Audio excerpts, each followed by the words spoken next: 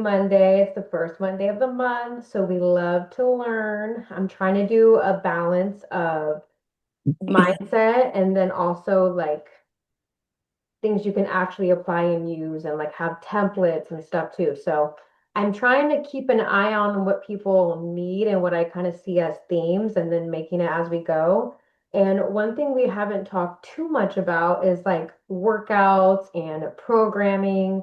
And this is something where it does take like years and time. So I don't want you to feel like this is I tried to make it as like elementary as possible, but also as advanced as possible so that I'm not leaving anything out. And so I want to give you guys this so that you can understand the why and how we structure things, and then actually be able to use this and have it in your little toolbox forever so that you can make your own programs moving forward. Because obviously, I don't ever want you guys to break up with me, but assuming that I do my job well and that you guys will graduate and break up with me, then you can have this to rinse and repeat and like, I don't know, help your friend make hers too. Like, and know that it actually works instead of guessing and then just doing random ass shit. So, has anyone here ever tried to make their own workout program before? I'm very curious. Yeah, girl, you're never allowed to leave me. We're getting married. Um, Tried and failed. Yeah. And I firsthand know what that's like when you're like going through a bunch of things, you're trying to like piece things together, or maybe you're taking something from like a workout plan that you bought before, or like a previous coach gave you, but it's meant for like 5 days a week, and now you only work out like three or four. So then you're like, okay, well, I'll just like kind of move things around, and now it's not really effective, and then you're wasting your time. So hopefully this will be everything that you guys need. And so we'll kind of just dive in. So first things first, every program has to incorporate progressive overload. If you're doing random ass workouts, you're going to get random ass results. And so you'll hear me throwing this term around a lot. You're going to see TikTokers and other influencers talking about it a lot, and it's important. But it's like, okay, cool. We know that that means that you're challenging yourself over time, but I'm going to show you like what that actually means and how you should be applying it. And not only later, but also like right now, like while you're in the program and when you're doing your workouts, I want you to be looking out for opportunities to challenge yourself. So progressive overload literally just means the act of like putting stress on your muscles over time that will basically guarantee that it will adapt and continue to grow. But you want to do it in a way where it doesn't adapt and stall out. So this is a way for you just to make sure that you're monitoring your progress and tracking it and ensuring that you're actually building muscle, because building muscle is everything. It's how we get toned, it's how you build a butt, it's how you get nice arms, it's how you heal your insulin resistance. If you have hormone imbalances, how you boost your metabolism. Like we want to build that muscle, and progressive overload is really the only way to do so. And this is why I don't ever want you just doing random ass workouts all the time, and why we have to follow a certain workout program for long enough to where you can actually see that it's working, but you also need to change it frequently enough to where your body doesn't adapt and get bored and stop responding. We need it to be in a constant state of responsiveness. And so applying progressive overload is how you do that. So one thing you can do is a lot of you guys, I'll give you the same workouts for like 4 weeks. Sometimes we'll extend it out depending on what we're looking at. But I'm going to try to just keep one example and run with it throughout today, just for example's sake. So let's say that I give you one workout plan and it's the same set of exercises, and you're going to be doing it for 4 weeks. So the same workouts for 4 weeks straight. A way to apply progressive overload is by increasing weight over time. And this doesn't have to be 10 pounds or doubling it or going anything crazy. I feel like a lot of us like are scared to challenge ourselves here because we feel like we have to go from, 10 to 20 when there's really like we can go from 10 to 12.5. And so finding little rooms of opportunity to add even like 1 pound can make a huge difference over time, even though it might not feel like it. And then you can progressively add 1 to 2 pounds or 5 pounds. Increasing the reps that you're doing. So let's say that you're doing bicep curls with the 10-pound dumbbell and you've been doing 3 sets of 8. Well, okay, maybe you're not ready for the 12.5 yet, but you are ready to do 3 sets of 10 instead. So you're doing more reps with the same weight. Increasing sets. So now we're talking more about like increasing another way of increasing volume besides just reps. So instead of doing 3 sets of 10, then next time we'll do 4 sets of 10, and then by default you're doing more. Increasing time under tension. So this is something where in general you'll probably hear me calling you out of like slowing down and not like powering through. Like and I'm not even trying to talk shit, but it's always like these men with these egos on like the lat pull down machine, like literally like yanking for their life. And I'm just like, bro, that's not a lat pull down. Like, what even is that? And so I want you to not live with their ego, but I really want you to make sure that we're doing it slowly and controlled enough so that we're actually doing it right and activating the muscles, um, literally and the rows. And like their back movements are just everything to them, and they really are lifting the whole, they're trying to lift the whole stack, but it's like, bruh, that literally is 3 times your weight. You cannot do that. Anyway, slow and controlled enough. But anyways, there's a way to also, I don't even know what I was thinking. Now I'm thinking about them rowing. But time under tension and having holds, having pauses, those are other ways to manipulate it. So like for example, if you're doing a hip thrust and it's 3 sets of 10, really making sure that if you're doing a 3 count eccentric on the way down before you reset. Or a pause or a hold would be holding it for 3 seconds at the very top of the movement and keeping the time under tension there where you are have the weight loaded at the top. So there's different ways to manipulate that and challenge yourself over time besides just doing the 3 sets of 10. Um, and then once again, just deeper stretch, more muscle activation. So it's like even if you aren't adding weight or increasing reps and sets every single week or every time that you go to do a squat, if you can walk away saying like I had more control over that weight and I'm not that weird man in the corner, then that's a huge win. If you were able to do it with better form and more activation, if you were able to actually walk away like, damn, my glutes are on fire. I've never felt it activated that much before. Like that is progressive overload too. So it doesn't always have to be just how much that of an exercise that you're doing or how much of it that you're lifting, but also like how you're actually performing and doing it, if that makes sense. Um, so yeah, if you're lifting the same weight every single week and like the same reps and you're not challenging yourself over time, you're literally not giving your body a reason to change. And so if you're like, why isn't it changing? It's probably a you problem and not my programming. So ask yourself that. Um, do you guys have any questions before I go into this? Because we're gonna kind of move into periodization. And so I talked a lot about like, like following the same workouts for 4 weeks at a time. But now I'm going to dive into kind of like a top-down overview of like long term. So like how and why am I structuring June like this and July like this and so on. So I'm going to move on if anyone has any questions. Okay. Also, just want to remind you of progressive overload. This is why the app is so cool because you're literally tracking your weight and your reps used. And so I can look up your squat and click on squat, and I can see the very first time that you've ever done a squat, not only in this program of like that specific workout program, but like the program itself. And we can kind of track that over time. And so I am continuously looking at that, and you can also look at that. So there's really like no excuse to be wondering like why things aren't progressing. It's like it's also your job to look at that and call yourself out and be like, okay, I've been lifting at this weight for X amount of time. Like I need to try to, increase it up. Um, and so yeah. And then you'll also see that I'll do sometimes like your last set until failure. And that's other ways also to kind of push past that level and really see how far you can go. So beyond just following a monthly workout program, we need to follow some sort of like training periodization. And so this is the secret to like long-term longevity and not just looking at things from month to month. Um, if you don't structure your training in a very specific way, your body is either going to once again stop responding or going to burn out because you're consistently pushing too hard.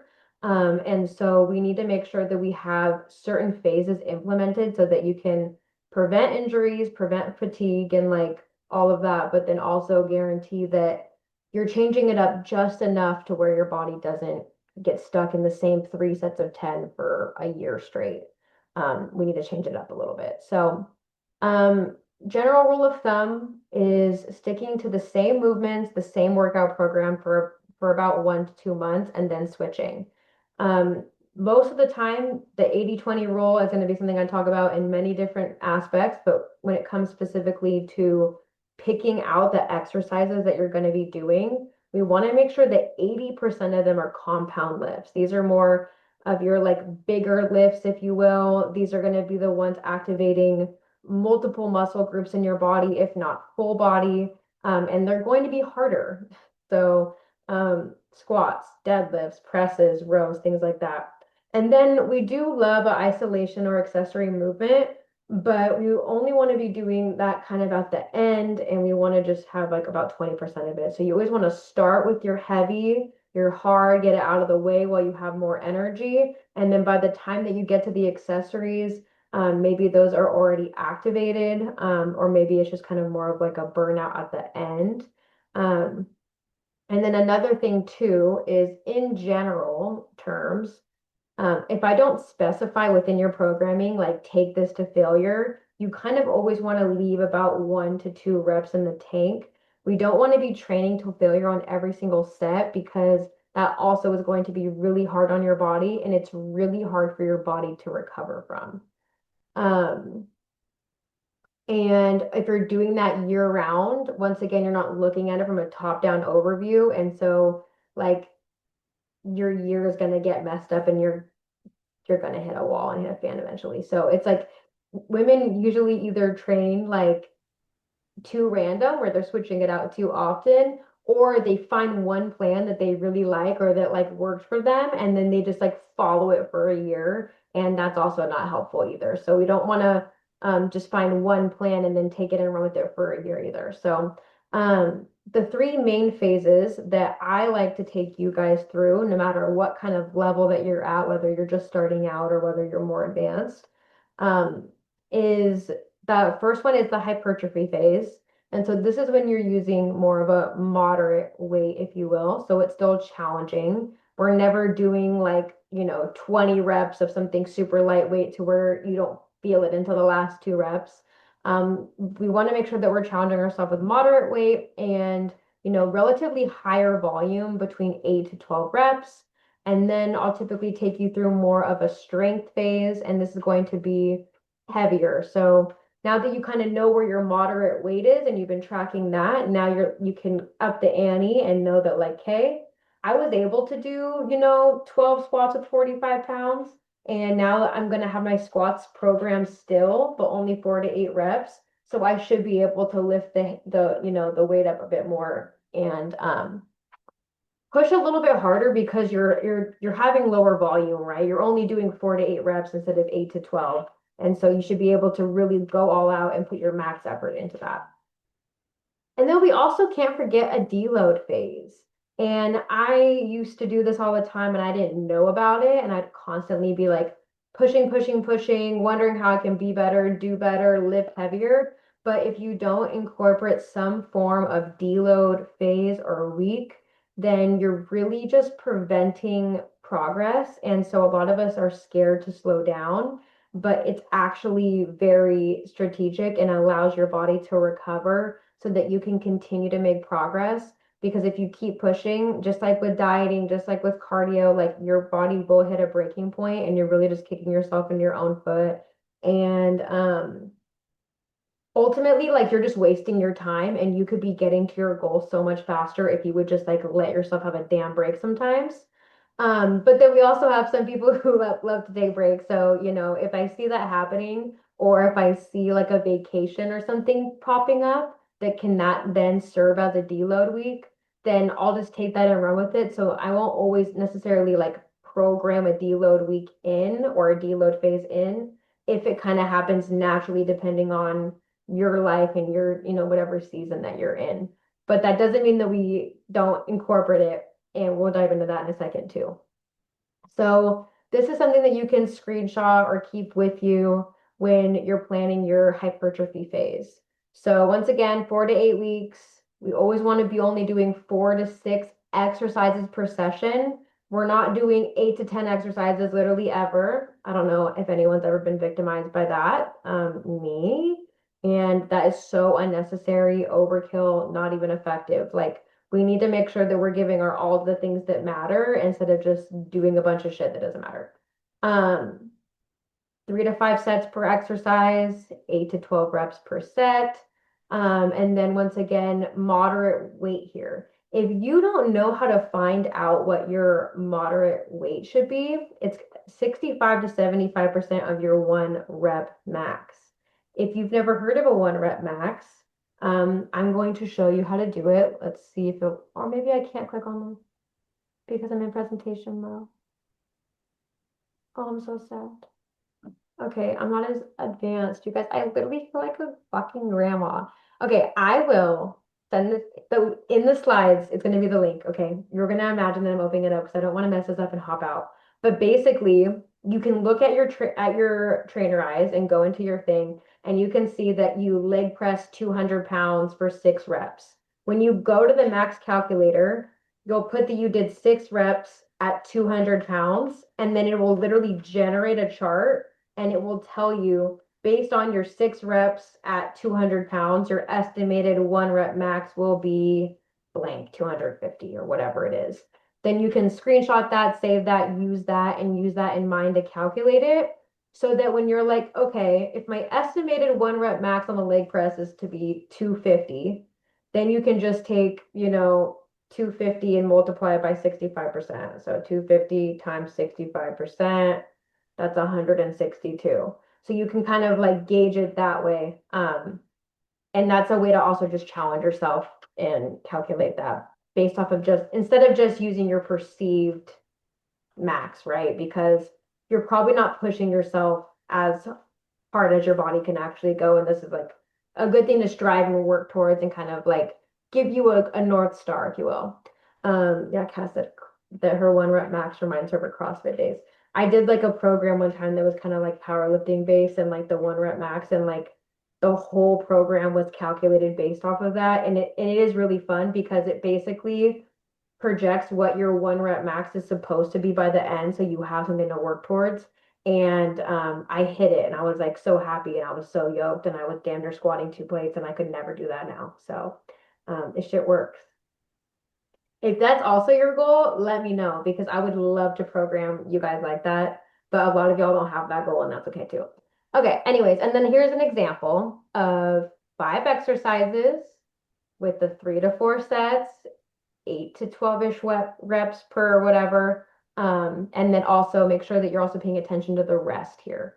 So on the contrary, we have phase 1, which is hypertrophy. And then the next phase would typically be the strength phase. And so you'll see that I left the exercises the same for both so that you can see how I would structure it for both. And so this one's going to be more on focusing on, maxing out that power, increasing your strength.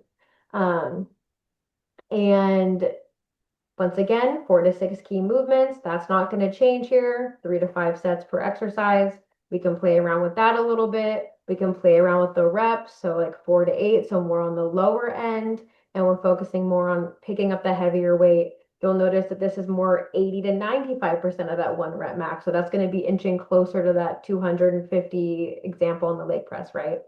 And then notice on here, if you're going all out and like actually trying, that rest should be 2 to 4 minutes in between sets, and you should be like damn near fighting for your life, like your heart is like beating out of your chest, and you like really need that. If you don't need to like sit down and like put your hands on your head and like chug water, then I hate to say it, girl, that was not heavy. Like you're literally not even trying.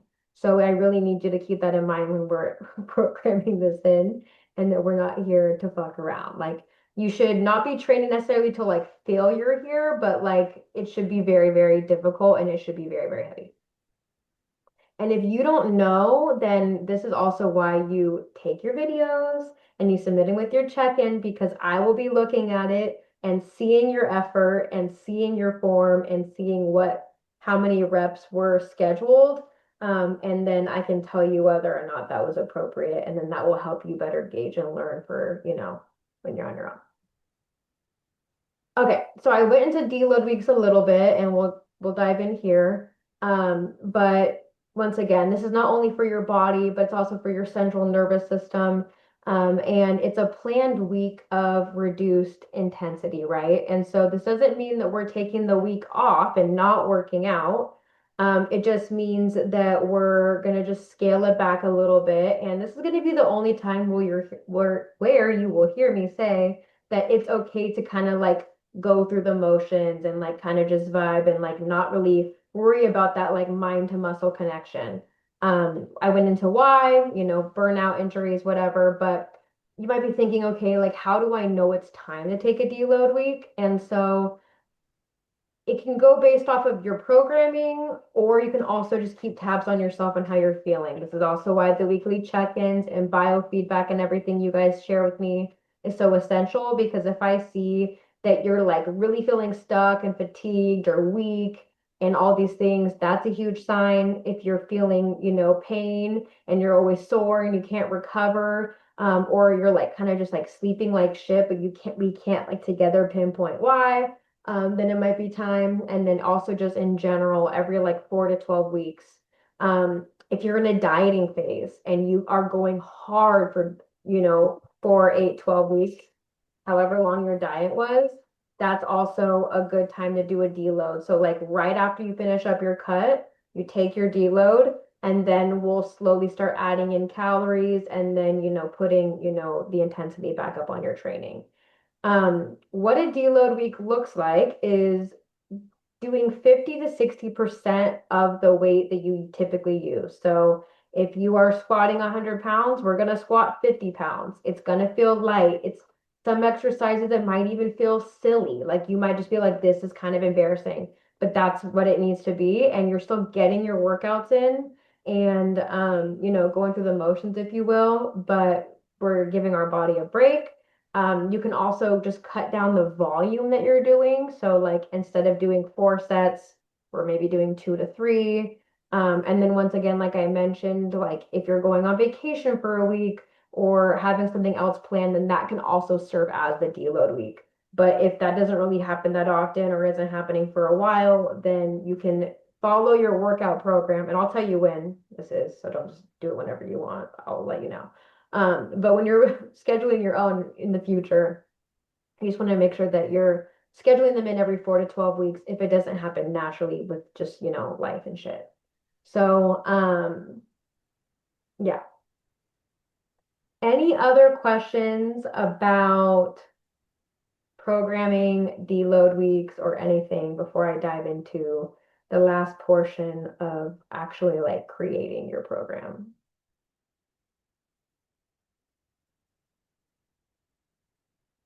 None at all. I guess that's a good sign. Maybe I'm thorough. Cricket. Lock and reload. Okay, so this is something that I'm gonna give you guys that I actually used to sell as like not even used to, I don't know why I'm saying used to. I do sell this as like a DIY course. And I thought it would be cool to give to you guys and so that you guys can have it for once again in the future and how you might go about creating your workout program based on the number of days that you can work out and then also the most effective exercises available and then just also have access to like the video library and demos and things too. So essentially this is just me showing you once again, this isn't the only way to do it, right? So like if you can work out 3 days a week, let's look at that example. And there's 3 full body days. It doesn't have to be 3 full body days. You could technically do, one upper, one lower, one full. If your goal is to specifically like only grow an ass, you could do 3 lower body days if you space them out Monday, Wednesday, Friday. You could also do 2 lower, 1 full upper. Like, I'm not saying this is the end all be all, but this is just a good resource for you to be able to kind of plug and play, and me trying to make it simple, generalized. So keep that in mind when we're going throughout this. This isn't the only way. But this is definitely a way that I structure it too, right? And that's also something to kind of note. And you'll notice in your programming, like if you can work out 3 days a week, you're probably going to go through a full body period. You're probably going to go through 2 lower, 1 upper, and I'm going to, be doing that too, because that's also a way to incorporate periodization and changing the stimulus just enough. But you'll always see that these are the bread and butter exercises. Like that doesn't change. We might change the variations and we might switch things around to keep it fun and interesting, but like the boring basics fucking work, and that's why we do it. And that's also why you can make training fun by changing up the periodization and changing up the type of variety of squat or the variety of hip thrust that you're doing, just so that you can have fun and challenge yourself and not get bored. So um this example is to show you kind of how to plug and play. So you'll see that I organized it based off of the muscle groups, and then you'll see that I actually listed how many of each exercise that you should be doing based on that, based on how many days you can work out. So just to keep it super simple, let's look at the 1 day example of one full body day. I would take one exercise from glute and hams. So one from right here. You could pick anything. In this example, I picked glute bridge. I would pick one from quads. So going here, you could pick anything from here. In this example, I did goblet squats, and then I would do one from back, go to back, pick one, and then chest. I would pick one from here, one from shoulder delts, and then one from calves. You'll see I didn't put in biceps or triceps or abs because if you're doing lat pull down and you're doing, chest press, those other muscle groups are also being engaged with those compound lifts. And so I'm keeping all these things in mind for you guys, right? And that's also something to keep in mind too. We don't have to do two, there's like a general rule of thumb that you're supposed to train each muscle group twice per week. But it's like if you only have 1 to 2 days per week, you're not going to do, that's not possible, right? And so that's when you want to rely more on those compound lifts and not really worry about those accessory lifts. And then the more that you learn about the muscle groups and things, you'll realize that it's activated through other, larger exercises. Okay. And then this is just kind of showing that again. When I send the slides, you're going to be able, I'm not opening up a single link on today. That will be for next time when I graduate to Zoom level 2. But you will be able to click on this and it's going to take you to an Excel Google spreadsheet, and it's going to have all of the categories listed and even more variety. So like when it says like back row variation, there's actually going to be the back category with multiple different row variations and stuff. There's also going to be different, whether it's home versus gym. And so you can keep that in mind too. And there's video demos of me doing it for you guys there. So a different exercise library. Shout out Emma for recording those back in 2020, you guys. Those are OGs and those are for you guys to have. Um, Okay, so then now you know how many days you're going to work out every single week, which you should already know by the time you leave here because we have nailed that shit down. And then you're going to go to your exercise library and you're going to sit down and plan out your little exercises that you're going to do for that month. And then we're going to, assign how many reps and sets that you'll be doing. So you could do, 3 sets of 10 for the first 2 weeks. You could do 3 sets of 10 for a whole month, and then month 2 to 3 sets of 12. You can keep that in mind and go back to the periodization that I was talking about earlier on the call and plug that in. But it's important to pick something, stick to it, make sure it's challenging, and know exactly what you're doing when you go in there instead of just like doing whatever. So, yeah, so then when that month goes by, you'll follow this for 4 weeks. And then when the month goes by and it's time for month 2, then you'll come back to the library and you'll pick new exercises so that you're still hitting the muscle groups. but you're doing a different variety of exercises and more well-rounded programming. I'm glad you guys are loving that. Do we have any questions on this part? Is there anything that I'm missing that you guys wish that I would cover?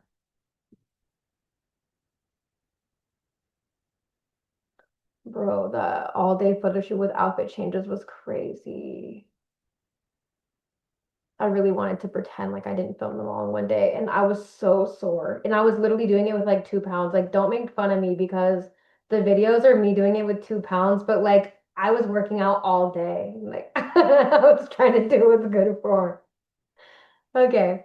And then lastly, make sure that you're, even if you're not in the Trainerize app, you know that we're doing something to track our reps, the exercises, the reps that we did, and most importantly, how much weight did we use in writing notes. I literally, you guys, do this in my notes app to this day. And I'm not my own client in Trainerize, but like I literally will write out like in my notes app, I can't even show you.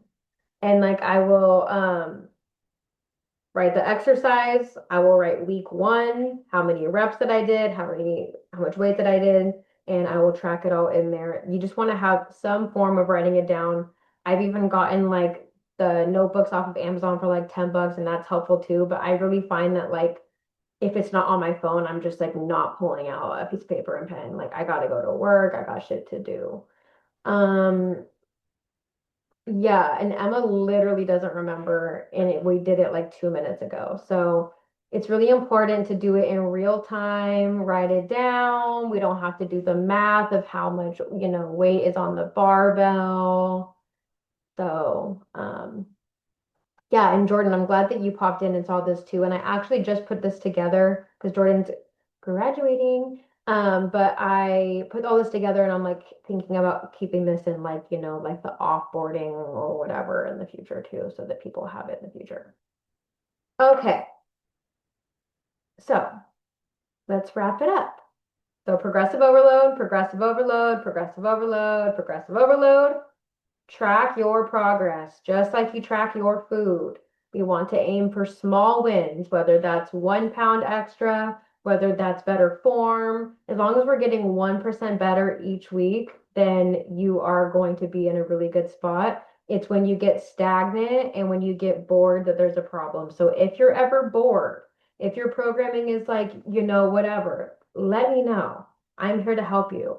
We can also set like fun goals. Like I want to squat X amount by the end of the year, and then I can make sure that we're incorporating that into your programming. So I want you to be able to like have something that's trackable. You can see that you're making progress. I also want you to be having fun, but also that doesn't mean that you're not going to do Bulgarian split squats just because you want to be a crybaby. I'm going to make you do them. So that's the other thing too that I want to note, that like if you're doing your own programming, we tend to be biased and only pick the things that we like to do. And so you have to keep that in mind too, that you have to do the things that you don't want to do, because those ones are probably the one that's going to grow your ass the most. So, hate to tell you that. But yeah, so deloads, periodization, and trusting the process, most importantly. This shit doesn't happen in 6 months. It doesn't happen in 1 year. Um, it takes years, and that's why I'm still here and I'm still showing up and I'm still doing this too after, like 10 years or whatever. Like it takes time. So for the next 4 weeks, I'm going to give you guys a little challenge. Um, and you're tracking every single workout. Of course, you're writing in your reps and your sets and the weight that you used. But I want you to specifically pick something that you want to work on, whether it's, more weight or better form, and be intentional here. And I want you to put it in your notes for when you're doing your workout, even like tomorrow. And then me and you can work on it to make sure that we're hyper fixating and focusing on that goal. Whether it's, increasing your squat by 5 pounds, whatever it is, like look at your plan and write it down in your notes or text it to me on the side and say, this is what I'm working on this month based on the program that you have set for me. And we can really work towards that, because yes, we want to always be looking at what we did last week and aim to be a little bit better this week. But if we have a very specific goal, then we can work on that and it'll help hold us accountable to that versus just having some arbitrary, like, yeah, let's be better this week. And then, of course, if you guys are hitting PRs, if you guys are doing shit better, like drop your wins in the group chat. Like it really does motivate other people to show them what's possible and for them to get excited. And yeah, it could be also like even today someone shared they're like, ever since doing this program, like now when I go on walks, like I can keep up with my boyfriend now and I couldn't. And like it doesn't that doesn't have to do with necessarily like her lifting in the gym, but it's like if she wasn't doing these workouts the past 12 weeks, she wouldn't be able to do that. And that's also a huge win. So it doesn't always have to be, like a specific like PR focus. It can also happen in other ways too. Um, I need to go back in this chat and see where someone was talking about a burpee. I'm gonna die. I used it, but back in the day. Yeah. Shout out during COVID when I would actually schedule burpees though. So like that hurts. But